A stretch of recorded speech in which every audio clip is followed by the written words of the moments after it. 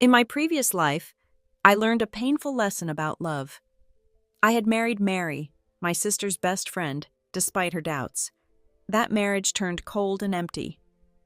The breaking point came when I had a car accident and needed blood urgently. But she chose to watch the northern lights in Alaska with her ex instead of helping me. That experience taught me that you can't force someone to love you, no matter how hard you try. Now, in this life, I was at a party with Mary again. We had been secretly dating for 7 years, but something felt different tonight. The bar's private room was dark, with lights flickering softly. Mary, who had been drinking, looked at me with surprisingly clear eyes and said, "George, let me find you a better girl, okay? Just stop bothering me from now on." This time, I simply smiled and said, "Okay." My calm response seemed to shock her. She wasn't expecting me to agree so easily. The old me would have gotten upset and argued with her, but now I felt nothing. It was like hearing someone talk about the weather. Mary started to say something else, but then Nina, my sister, walked in from getting some fresh air. Nina had a playful look on her face and said, "Guess who I just saw outside? Your first love. He's pretty drunk, and some large women are dragging him into a private room."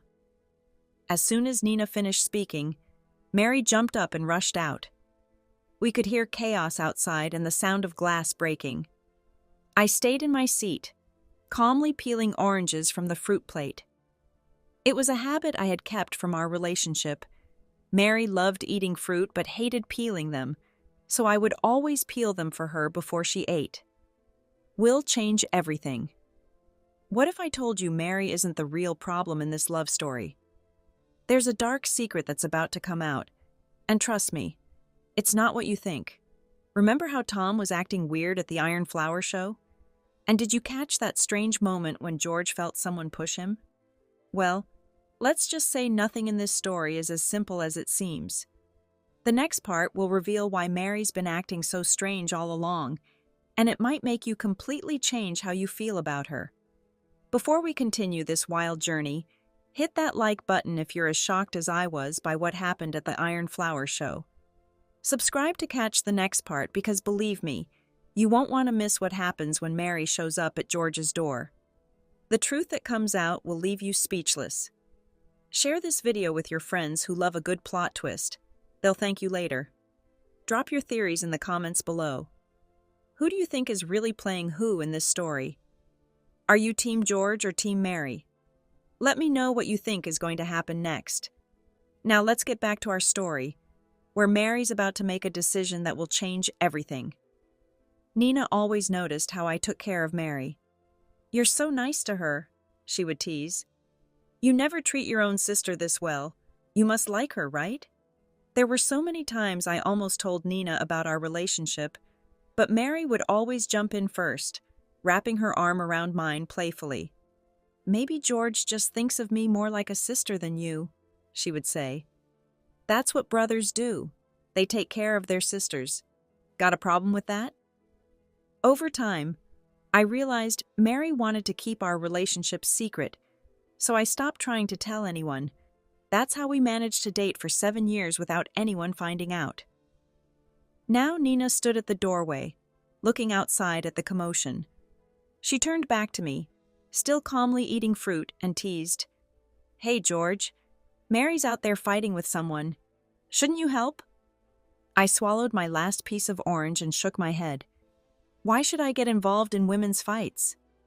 Nina raised an eyebrow, but said nothing more before heading out to help. I stayed in the private room until the noise outside died down. When I finally stepped out, I saw something that felt like a punch to my gut. Mary was holding on to Tom, her first love, the man she could never truly let go of. He was drunk and barely standing, but instead of pushing him away, she held him closer. Her dark eyes flashed with anger and pain she probably didn't even realize she felt. Nina saw them too and asked me loudly enough for Mary to hear, "George, do you think they might get back together?" Mary's head snapped up at that. When she saw me standing there, guilt flashed across her face. I'm not getting back together with him, she quickly said. He's drunk. I'm just helping him. I forced a smile and shook my head. I understand, Sister Mary. Brother Tom looks really drunk. You should take him home. As I watched them walk away together, my heart felt like it was being stabbed by 1,000 tiny needles. But this time, I knew better than to follow. The irony of my situation hit me hard as I remembered my past life. I had gotten what I wanted then, marriage to Mary, but happiness remained out of reach. The memories came flooding back, each one more painful than the last. On my birthday, all I wanted was to spend a quiet day with her.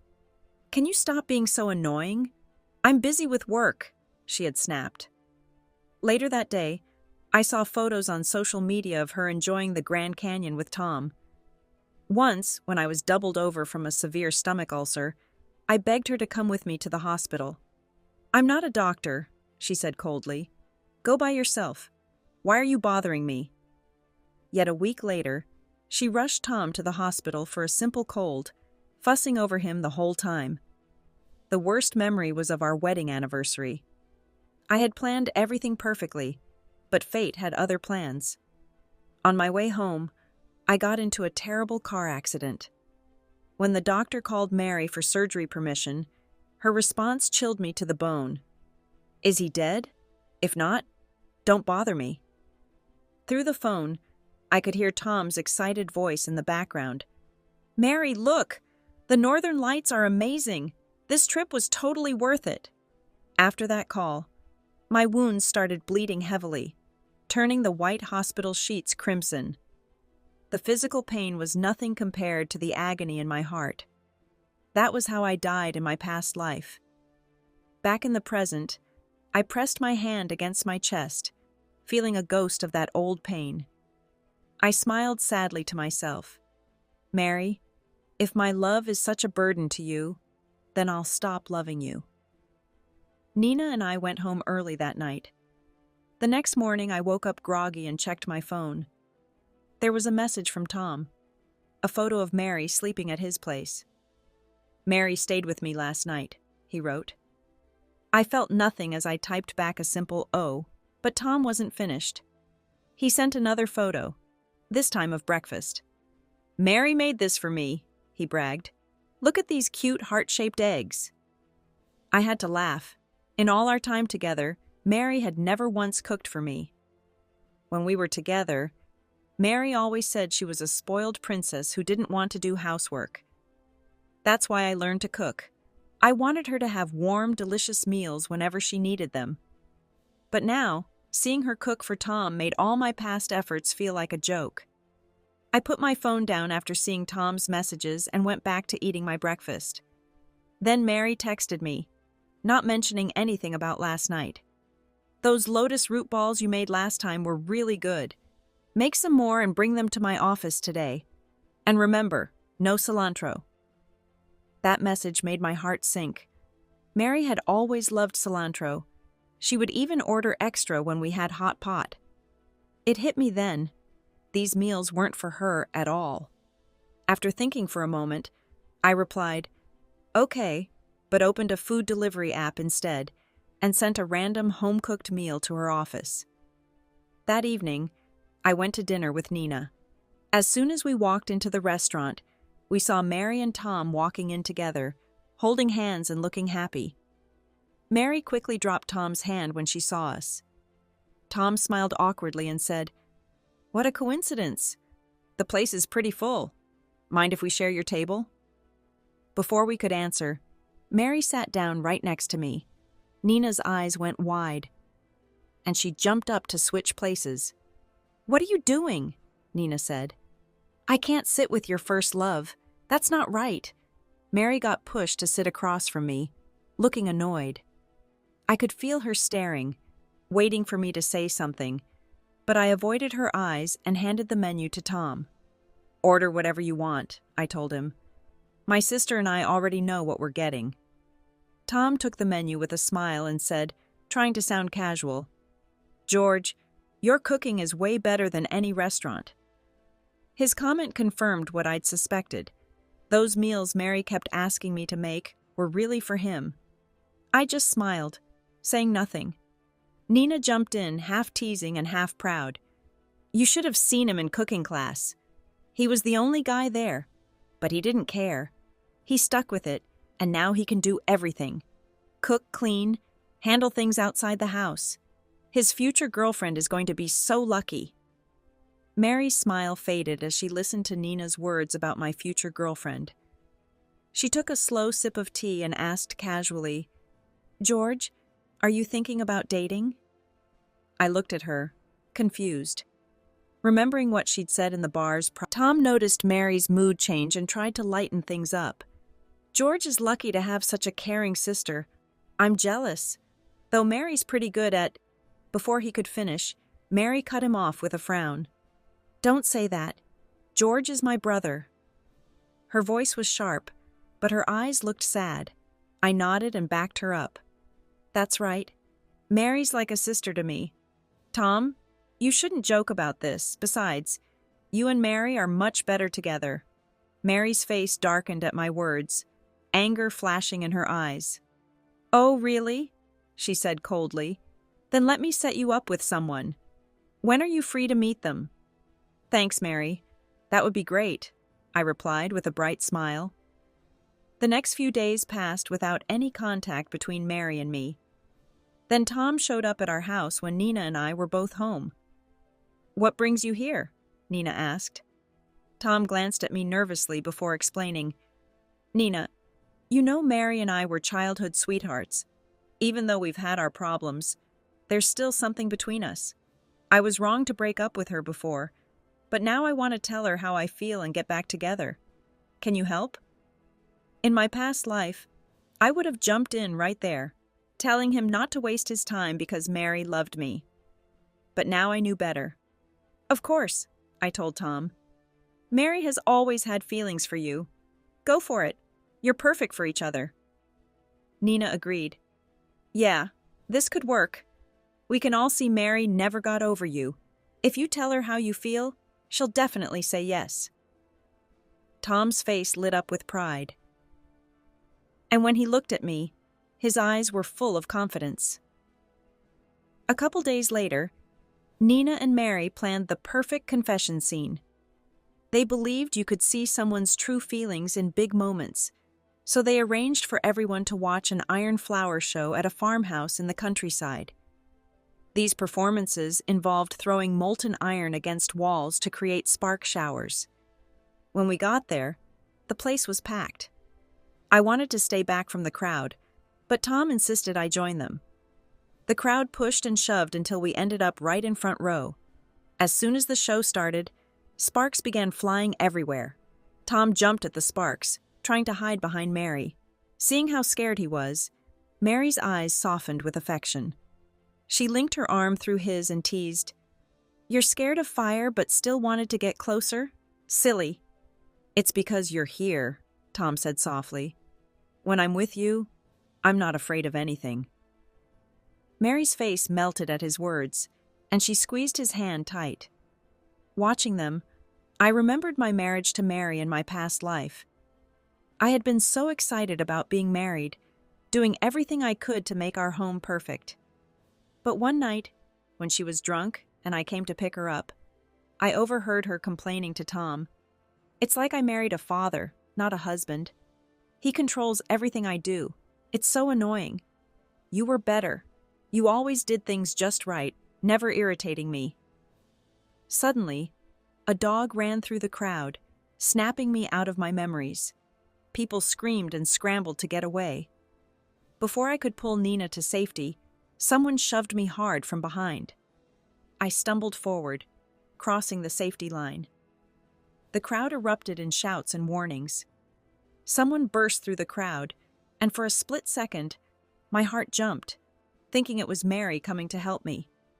But she ran straight past me to Tom, who had also crossed the safety line. I wanted to laugh at myself. What was I expecting? The irony felt like a punch to the gut. Thank goodness Nina reached me in time. She helped me up, supporting my sprained ankle as we slowly made our way out of the crowd. As soon as we got clear, She tugged at my arm excitedly. The confession scene is all set up. Come on, let's watch. She pulled me toward the farmhouse entrance. Mary's sisters had created something beautiful. They'd wrapped the wishing tree in heart-shaped fairy lights and decorated it with memories. Old love letters and photos of Mary and Tom together. Tom stood there holding pink roses, Mary's favorite, as he poured his heart out to her. Mary just stood there, frozen, staring at everything. A soft breeze rustled through the tree, and even though I'd made peace with losing her, my heart still ached a little. I thought to myself, this wind is witnessing their love story. They belong together. This is how it should end. I joined everyone else in clapping and shouting, "Say yes! Say yes!" Mary spun around to face me, looking shocked. "George, have you lost your mind? What about your girlfriend?"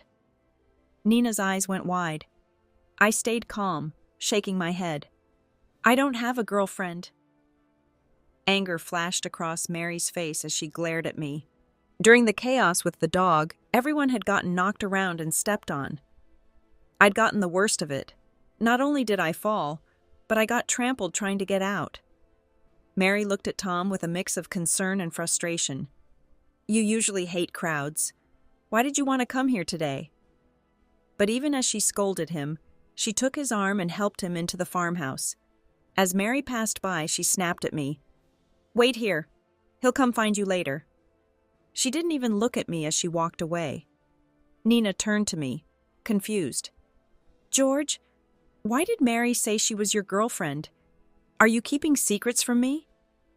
My foot was throbbing so badly I could barely think straight. "She's probably just confused," I said vaguely. Only a fool would take it seriously. Just like I was a fool in my past life, believing Mary loved me deeply, only to discover I was ridiculous for thinking that. Back in my room, I thought about what happened. When I crossed that safety line, I definitely felt someone push me, probably Tom. But why would he do that? Before I could figure it out, Mary showed up. This time, I didn't let her in. I stood blocking the doorway. Mary glanced around the empty hallway and whispered, "I need to talk to you. Let's go inside." "No, Mary. Whatever you need to say it here," I replied. "If someone sees you entering my room, they'll get the wrong idea." She immediately backed off at that. She looked at me seriously. "George, what's wrong with you today? I get it if Tom's playing around, but why are you joining in?" "How is this playing around?" I asked sincerely. "Tom really likes you. I think that's wonderful." Mary's face darkened. "You've changed. You weren't like this before." "How was I before?" Her expression softened into a proud smile. "You used to get so jealous. You'd tell me to stay away from other guys. Wouldn't let anyone near me. And did you ever listen?" The truth was, she never did. She always saw my concerns as childish and unreasonable. Mary paused for a moment before speaking gently. "Are you mad because I didn't help you earlier? Think about it. Nina was there to help you. She's your sister. But Tom needed me. If I hadn't helped him, he could have gotten hurt. You wouldn't want that, right?" She sounded so convincing that if I hadn't seen her run straight to Tom without a second thought for me, I might have believed her. Oliver revealed the painful truth, his words dripping with bitterness. "She came to you because she was scared of me. I had threatened her, warned her about what I'd do. You were just her shield. Remember that $50,000 she got from me? That money never went to your treatment. It all went to her lover's medical care. And that's not all. She squeezed $2 million out of my parents." Oliver's cold stare pierced through me. "Now that you know everything, don't you want revenge?" He mocked my scarred face, the very scar he had given me. "Sure, I did this to you. But really, Lily's the one to blame. She had the money for your treatment. If you'd gotten help 8 years ago, you wouldn't have this scar. It's all her fault, isn't it?" My hands trembled as Oliver's words sank in. The hatred I felt for Lily in that moment was like a poison spreading through my body. I could see Oliver felt the same way. 8 years of forced exile had turned his hate into something dark and dangerous. The air between us crackled with shared anger. Two men united by the betrayal of the same woman.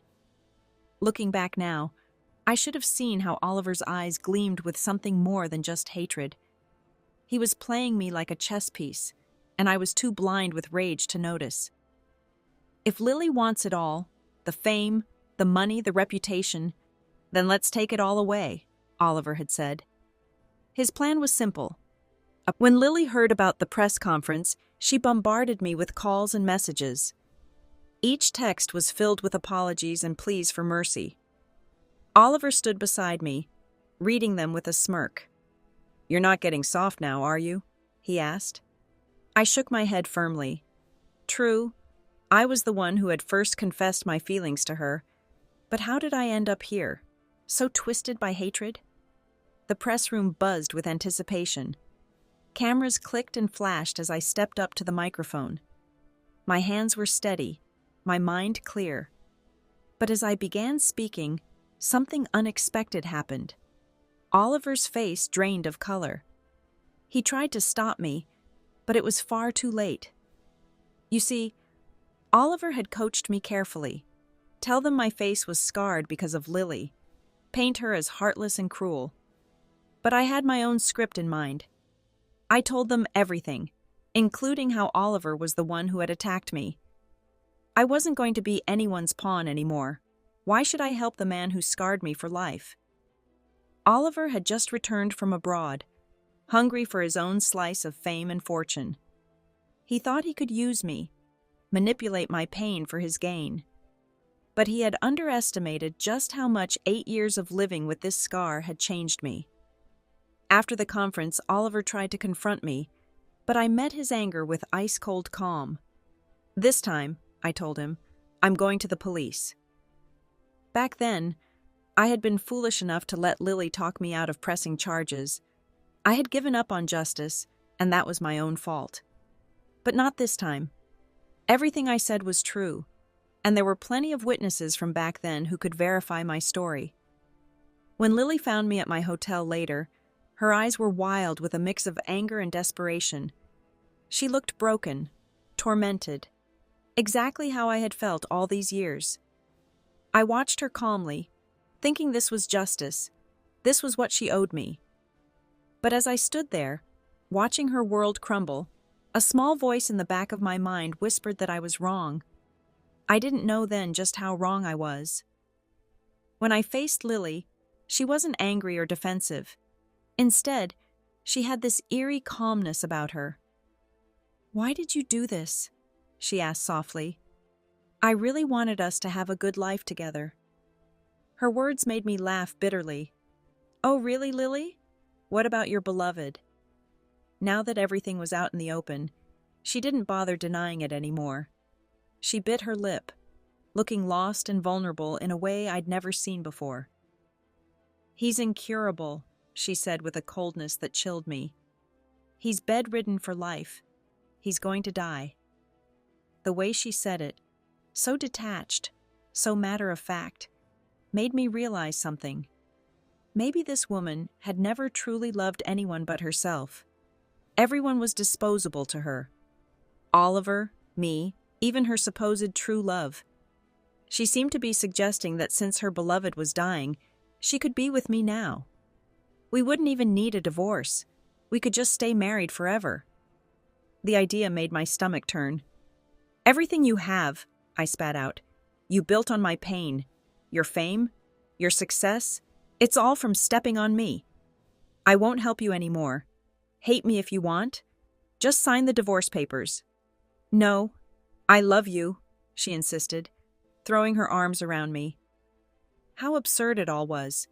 8 years ago, when she first hurt me, there was no love. During our marriage, when I loved her with everything I had, there was no love. And now, when my heart had turned to stone and I wanted nothing but revenge, now she claimed to love me? But Lily kept holding on, her words pouring out like a flood. She admitted everything. Yes, at first, she had only loved him, and I was just part of her scheme. But then something changed. When I got hurt protecting her, when I treated her with endless kindness despite everything, she fell in love for real. Yet the stronger her feelings grew, the harder it became to face me. "Every time I saw your scar," she whispered, her tears soaking my shirt, "I remembered what I'd done. The guilt was unbearable. I wanted to fix your face, make it like it was before. But I can't anymore. No one can. Looking at you hurts so much that I can only hurt you more." Her confession should have moved me, but all I felt was emptiness. What good was love that came too late? What value did regret have after 8 years of lies? I pushed her away, unable to bear another word of what felt like just another performance. "It's pointless," I told her, my voice as cold as winter. "All of it. This is where it ends, Lily. You destroyed me, so I destroyed you back." I thought this moment would feel like victory. Instead, it felt hollow, like we were both losers in a game neither of us truly understood. "We're even now," I told myself, but a bitter laugh escaped me. Were we really? Sure. I had destroyed her perfect image, the beautiful, accomplished doctor with a spotless reputation. But her career would survive. Her skills would always keep her secure. Meanwhile, my face would bear the scars forever, a constant reminder of 8 years of deception and pain. No, we could never truly be even. "Please," Lily begged, clutching my arm as if I were her last hope. "Don't leave me. I regret everything. I really do." Her fingers tightened around me, her desperation raw, but I studied her carefully. What did she want now? I had nothing left to give. Then it hit me. Was she hoping I'd take back my words? Go to the press and clear her name? Pretend she was the innocent victim she had always claimed to be? It would be just like her. Lily had a way of turning things in her favor, making herself look like the one who had been wronged. Even now, watching her tears fall, I couldn't tell if they were real or just another act. "Do you remember when I first mentioned divorce?" I asked, prying her hands off me. "You were already with Oliver in our home. You throw around the word love so easily, Lily. You've said it to so many people. Why should I believe it means anything now?" "That was a misunderstanding," she insisted, her voice shaking. "Oliver came to threaten me. I was scared. I only told him I loved him to keep him calm. It wasn't real. It never was. You're the only one I love." A hollow laugh escaped me. "Those lies might have worked 8 years ago, Lily, but we're not the same people anymore. Oliver told me the truth, and while you were still weaving your stories, I finally saw through them. It was a cruel realization. Lily, Oliver, and I were all tangled in a web of our own making. Each of us believing we were in control, each hiding behind our own half-truths. But I was done playing this game. Why did I ever love someone like you?" I muttered, more to myself than to her. How did I let this go on for so long? None of it made sense anymore, but one thing was certain. I regretted every moment. With a final push, I forced her toward the door. "I will never forgive you, Lily," I said, my voice cold and final. "Not in this lifetime."